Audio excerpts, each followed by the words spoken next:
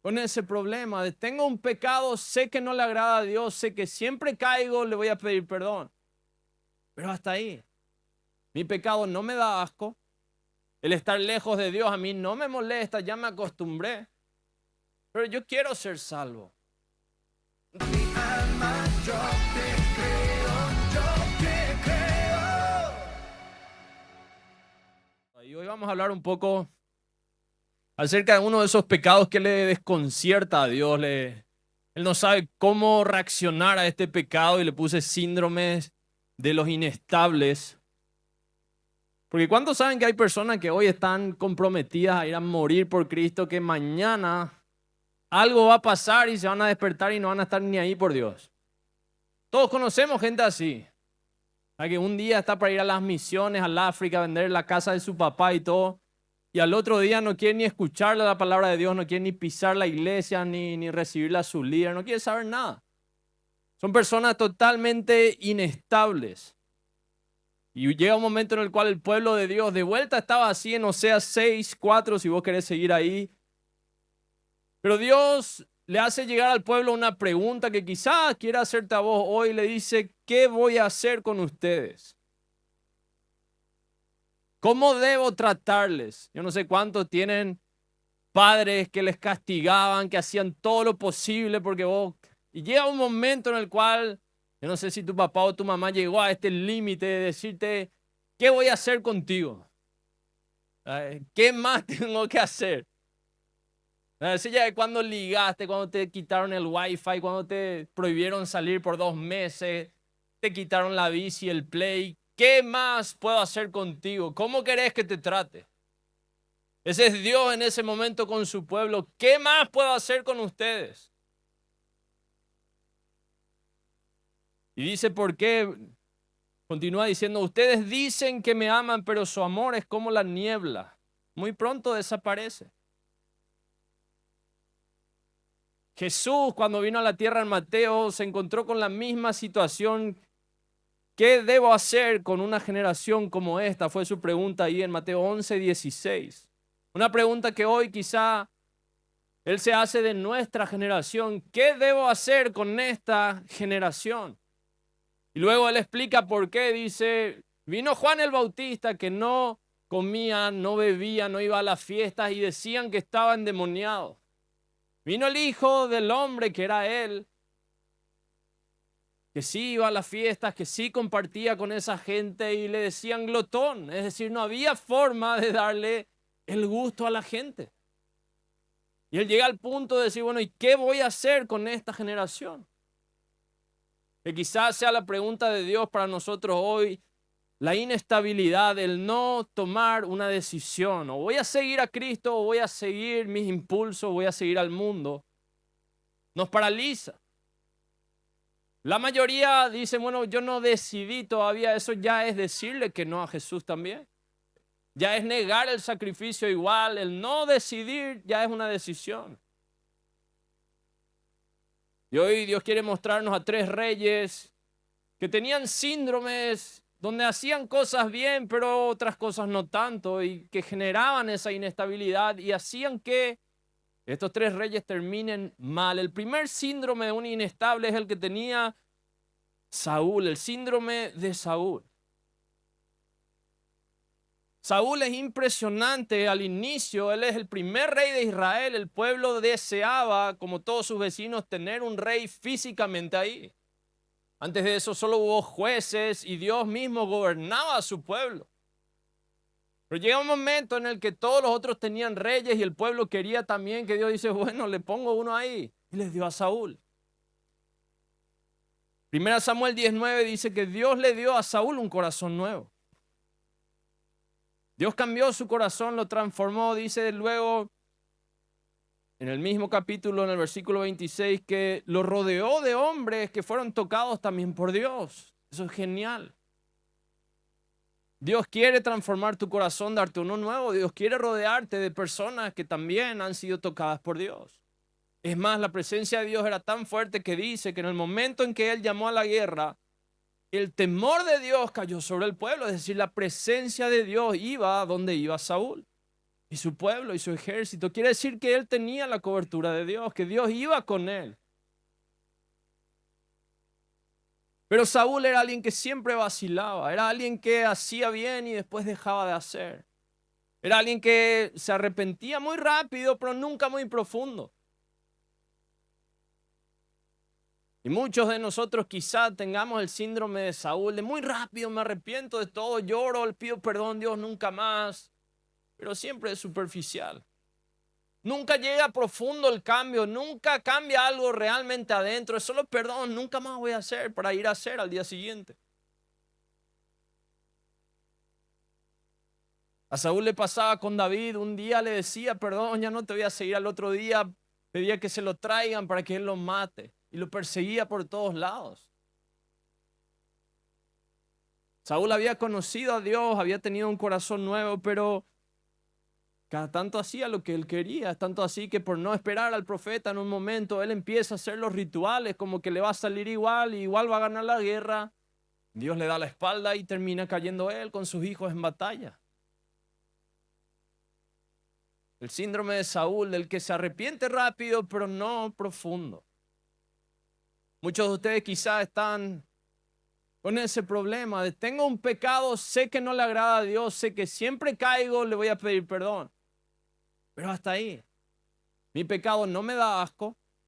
El estar lejos de Dios a mí no me molesta, ya me acostumbré. Pero yo quiero ser salvo. Entonces le voy a pedir perdón nomás. Con tal, si mañana caigo, vuelvo a pedirle perdón. No es profundo. Y alguien que en lo profundo no cambia, es alguien que va a ser inestable, es alguien que su amor por Dios va a ser como el rocío de la mañana, que muy rápido se va a ir. Y va a encontrar otros amores, otras cosas que hacer con su vida. Cuidado. Si somos de esos que nos arrepentimos fácil, pero no profundo. En contrapartida a Saúl hubo un David que pecó grande, pero que cuando él se arrepentía, él se arrepentía. Era profundo el cambio. Así como las consecuencias eran graves, él no volvía a caer en esos pecados. Él aprendía la lección. Yo sé que vos que tenés una tentación, una adicción a algo que no podés dejar, vos ya sabés que no vale la pena. Que enseguida después de haberlo hecho sentís vergüenza, sentís asco, sentís que estás apartado de Dios, que sabés que esto te aparta del propósito, pero que dio gusto. Pero ahora yo quiero sentirme en paz con Dios antes de dormir, porque ¿qué pasa si esta noche es el rapto y yo me quedo y voy a pedirle perdón? Y le pido perdón a Dios para borrar mi pecado y mañana volver a hacer lo mismo porque da gusto. Ese es el síndrome de Saúl. El segundo síndrome es el de Jehú. Jehú era un general del ejército antes de ser rey. Era alguien que tenía una característica, como algunos de los muchachos acá, dice que conducía violentamente, con furia. ¿Ah? Si alguien quiere poner ahí la foto de su moto, Segunda Reyes 9:20. Dice que conducía con furia. Y pónganle ahí el versículo de usted, ¿verdad? El tipo de rápido y furioso que hay en la Biblia. Pero era un tipo agresivo. Y él cumplió una visión divina. Dios le dio una orden y él la cumplió. Y no era cualquier orden, eran los tiempos en los cuales estaban Acab, Jezabel, el tiempo quizá más grande de la adoración a Baal en Israel. Y él se tomó, primero fue a esa viña que Jezabel había robado a ese hombre para dársela a Acab. Y le mató al hijo de Acab con una flecha. Fue después a buscar a Jezabel y la encontró en la entrada en el segundo piso y le dio la orden a los eunucos de que le tiren del balcón. La tiraron, él la pisó, dice la palabra de Dios, y entró a comer. Sus restos, cuando volvieron ellos para sepultarla, ya no estaban los perros, como se había profetizado, se la habían comido. Él no contento, sabía, Jezabel tuvo 70 hijos porque los rituales que hacían en los templos de Baal eran sexuales, es decir, terminaban, no había preservativo y cuestiones así en esa época, ahora terminaban en nacimientos. 70 hijos. Aparte de este que ya había matado, él los mató a todos.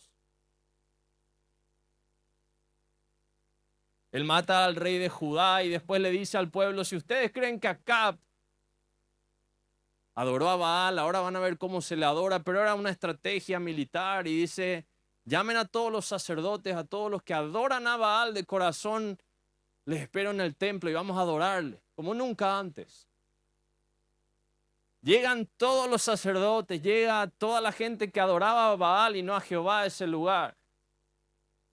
Y él le dice a unos soldados, entren y revisen y pregunten si por acaso hay alguno mezclado ahí de los seguidores de Jehová y sáquenlo, que queden solo los de Baal adentro.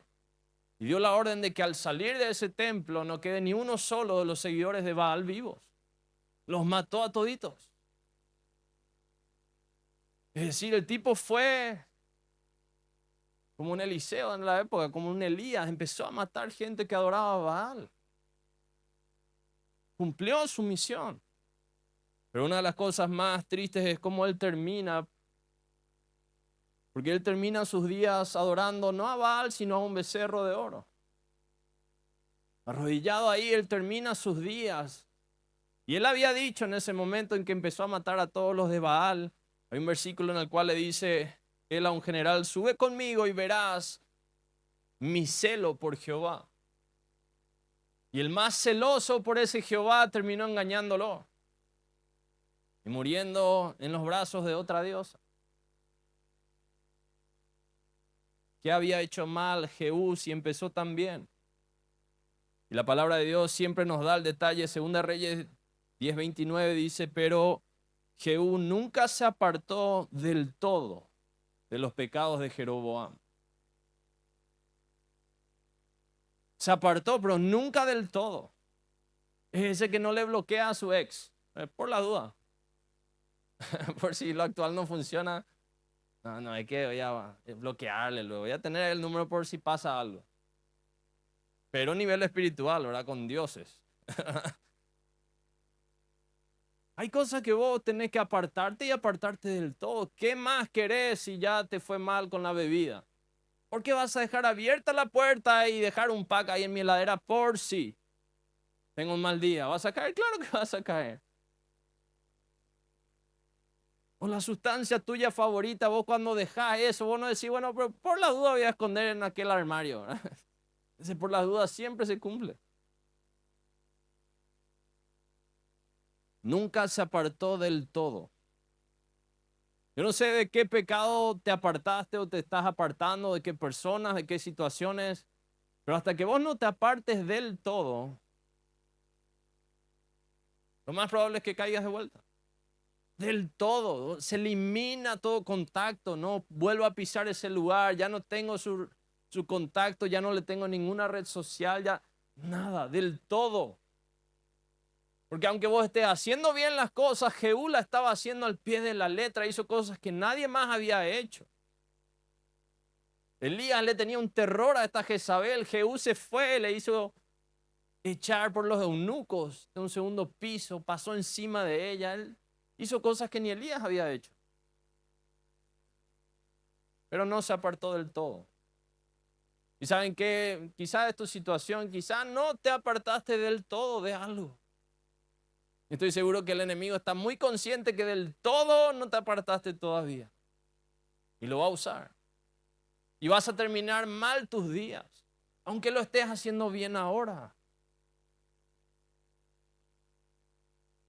No hay una sola brecha que puedes dejar, porque de que va a entrar el enemigo, va a entrar y te va a destruir.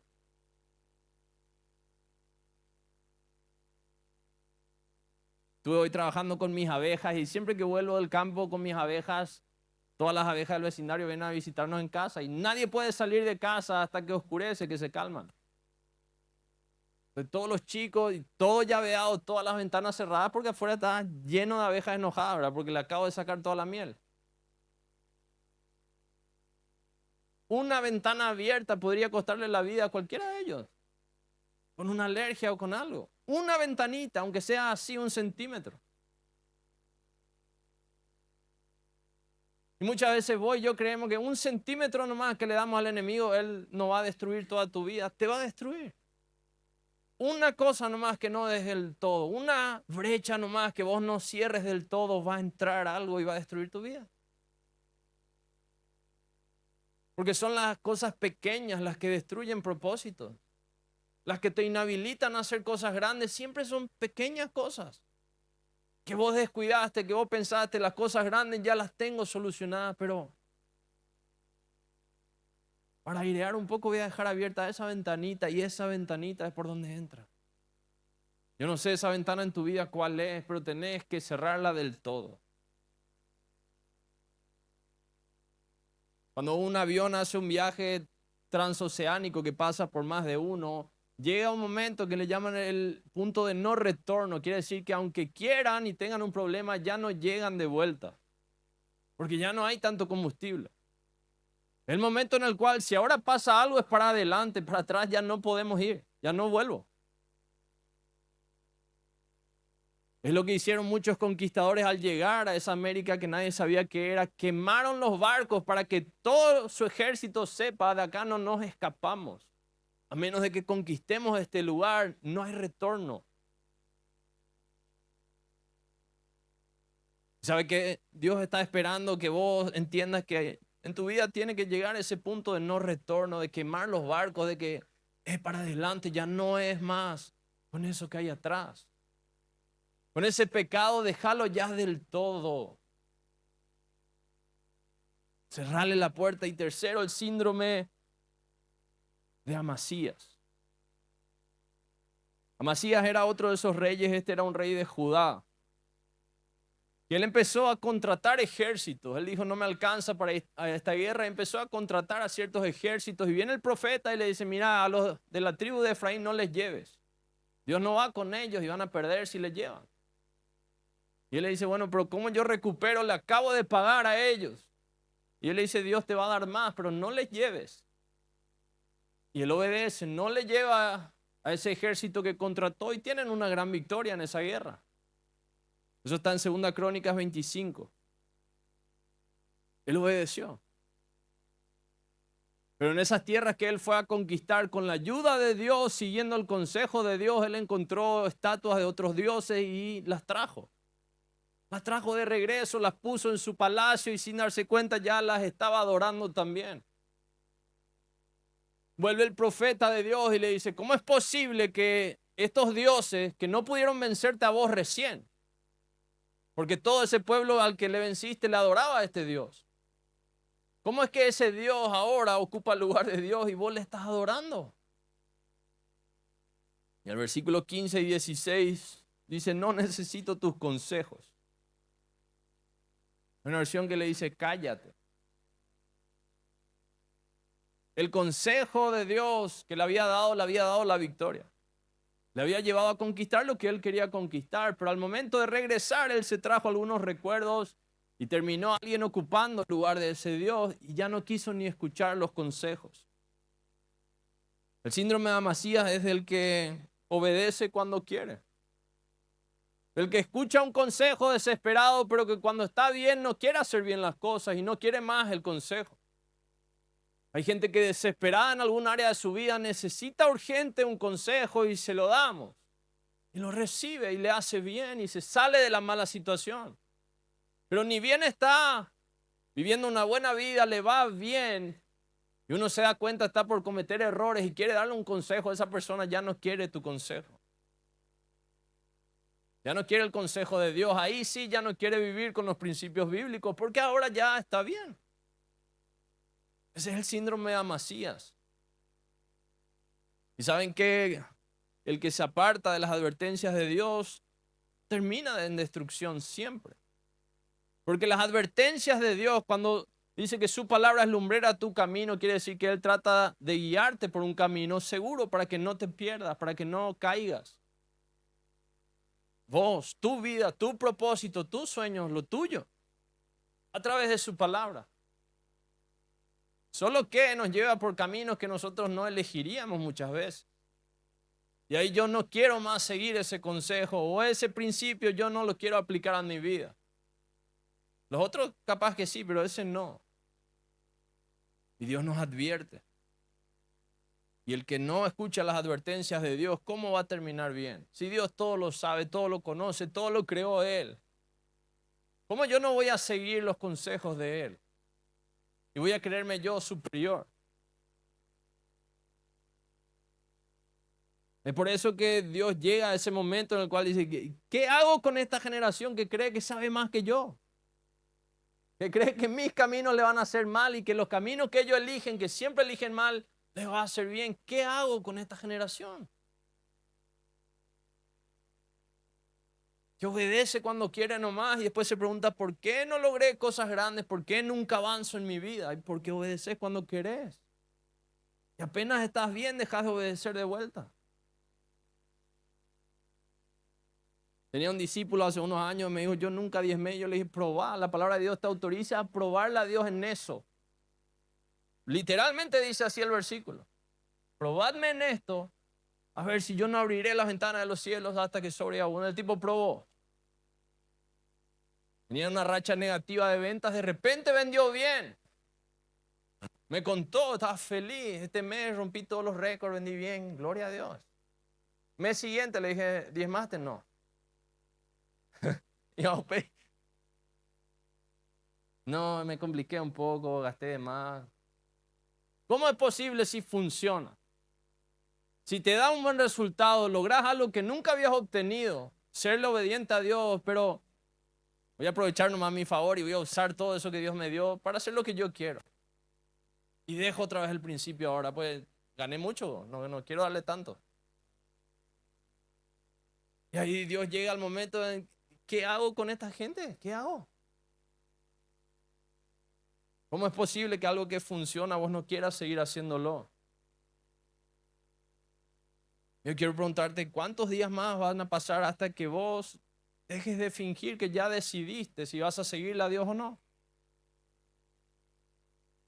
Porque hay mucha gente que vive fingiendo como que yo ya me decidí por Cristo y vos ves su vida y vos no entendés si va a girar a la derecha o a la izquierda.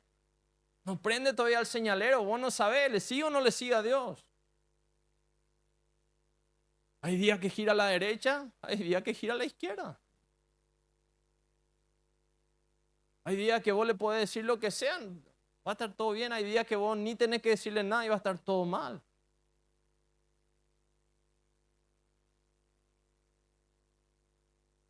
Porque saben que cuando yo decido, se nota. Si vos me preguntás cuál club soy yo te voy a decir, tengo la remera, yo sigo los partidos, yo sé en qué posición está mi equipo, quién es el goleador, yo sé, porque yo tomé una decisión, porque mis padres en algún momento la tomaron y bueno, ese es mi club. Pero nadie me va a hacer cambiar de club, porque yo tomé una decisión. Ahora con Dios muchas veces no se sabe, bro. Hoy sí, mañana no. Hoy tomo, mañana no. Hoy veo pornografía, mañana no. Quiero llegar al matrimonio hoy. ¿Cuándo vas a decidir de verdad? ¿Voy a seguirlo o no a Jesús? ¿Voy a vivir o no de acuerdo a los principios bíblicos? ¿Cuándo Dios va a tener esta pregunta borrada cuando te mira y ya no va a decir, ¿qué hago con él? ¿Qué más puedo hacer con esta generación? ¿Cuándo Dios va a ver a nuestra generación de verdad decidida a seguirle? Porque hace algunas semanas se nos vio en las calles predicando, ¿sí o no? Algunos por primera vez usamos el color amarillo, cosas raras. Había que poner y nos pusimos y salimos. Algunos fue la primera y la última vez que salieron a predicar en las calles. ¿Por qué? Si el mensaje sigue siendo el mismo. Si la urgencia de esa gente a la que fuimos a predicar sigue estando, si todavía no le entregaron su vida a Dios. ¿Se nota o no se nota que vos ya decidiste? ¿Qué vas a hacer con tu vida? Y saben que Dios una cosa nos pide, decídanse. Si Dios te trajo acá hoy es para decirte, haz el favor de decidir. No seas tibio, a Dios no le sirve, al mundo sí. A Dios no le sirve lo tibio. Por eso Él quiere saber, ¿cuento o no contigo? ¿Vas a seguirme o no? ¿Vas a vivir o no el propósito que yo tengo para vos? ¿Vas a hacer o no esas cosas grandes que desde el vientre de tu mamá yo ya sabía que vos ibas a poder hacer? Por eso te di ese talento, por eso te puse en esa familia, por eso naciste en esa ciudad, por eso. Te salvé tantas veces ya. Porque hay un propósito. Y hoy tiene que ser esa noche de decidirte. Porque quizá Dios hoy pueda decir de tu vida que el amor que vos decís tenerle a Él es como el rocío. Es muy rápido se va. Pero saben que después en Oseas 14, 4 al 9 dice, pero si te humillares yo sanaré tu rebelión. Porque no obedecerle a Dios es rebelarme contra Él, es decirle, no me importa que hayas muerto por mí, que hayas pagado un precio, no me importa, yo quiero vivir mi vida condenado. Pero Él dice, pero si vos te humillás y volvés a mí, yo voy a sanar tu rebeldía y te amaré en gran manera. Y luego ya no habla del rocío, dice, crecerás como un lirio y te extenderás. Sus raíces, sus ramas se extenderán y su hermosura será como la del olivo. Ahí la poesía ya es un poco más linda. ¿Quién no quiere extenderse? ¿Quién no sueña con tener raíces tan fuertes que nada, ningún problema le mueva de su lugar? De que él está seguro en donde está, con lo que está haciendo. De que se extiende, de que va a cosas mayores, de que ahora es hermoso lo que se ve. Como el olivo es admirable, la gente admira el fruto que hay de lo que hago. Pero para eso Él tiene que sanar nuestra rebelión. Yo no sé si alguno de estos síndromes es el tuyo, pero de algo estoy seguro, a muchos de ustedes Dios hoy les trajo para que tomen una decisión. ¿Qué vas a hacer con tu vida? ¿Me vas a seguir? Entonces toca agarrar su palabra y empezar a leerla, toca buscarla en oración, toca empezar a hacer como hoy, de cerrar ventanas y puertas para que no haya nada en lo cual alguien pueda entrar, apartarte del todo, de esas cosas que te destruyen. Si vos no tomás una decisión, vas a destruir tu vida, vas a destruir estos años tan lindos que tenés.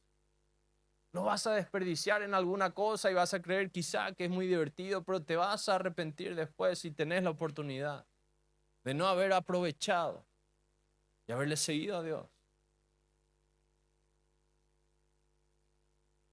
Dios hoy ya no quiere vivir desconcertado con nuestra generación. Él quiere saber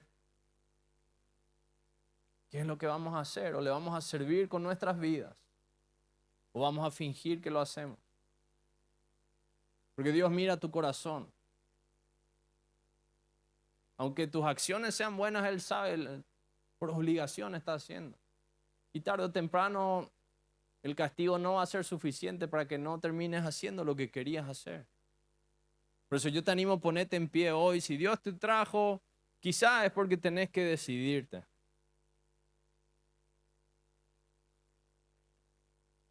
Quizás es momento de dejar de vivir arrepintiéndote tan rápido, pero tan superficial como Saúl, que nada cambia en el fondo. Dios quiere que si hoy hay algo de lo cual vos quieras arrepentirte, sea pero profundo, que sea una última vez y yo reconozco. Y me da asco mi pecado, me da asco mi condición y cómo me alejé de Dios para no volver a hacerlo. Si tenés que arrepentirte hoy, hacelo, aunque lo hayas hecho muchas veces, pero hacelo bien de verdad. Si vos decidiste voy a seguirle a Dios, vos tenés que sacar ese problema del camino, esa tentación, esa adicción, lo que sea.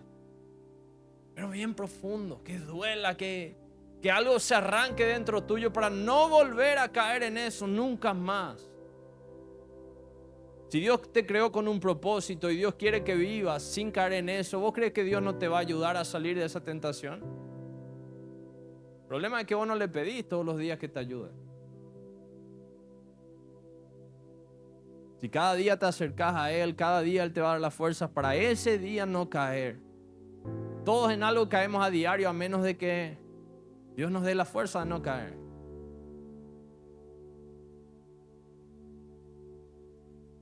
Si hoy caíste en ese pecado es porque hoy no le pediste fuerzas. Si vos mañana no querés caer, Mañana a primera hora pedirle fuerzas para no caer en esa tentación, en ese pecado, y no vas a caer. Su espíritu va a ir contigo todo el día, te va a guardar. Y cuando el deseo de tu carne sea caer de vuelta, su espíritu se va a activar y te va a hablar y te va a mostrar la salida. Y ese día no vas a caer. Y va a tocar vivir así toda tu vida. Un día a la vez. Dios te da fuerzas para un día, para que vos vuelvas a Él cada día. Dios no quiere que obedezcamos por obligación. Cuando Él dice, ¿qué voy a hacer con esta generación? Él lo único que quiere es nuestro corazón. Él lo único que quiere es que vos empieces a amarle a Él, que sea un poco de lo mucho que Él ya te amó. Que no sea por obligación que vos vengas acá, sino porque querés cantarle canciones, querés adorarle, querés conocer más de su palabra, querés compartir con otros que creen lo mismo, pero no por obligación.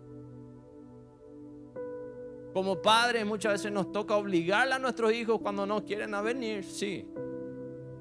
Pero llega un momento en el cual Dios está esperando que ese hijo que tanto vino empiece a elegirle. Dios quiere que vos le elijas.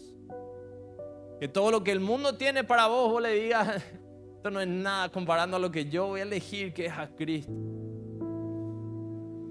Cristo es más grande que tu pecado, es mucho más grande.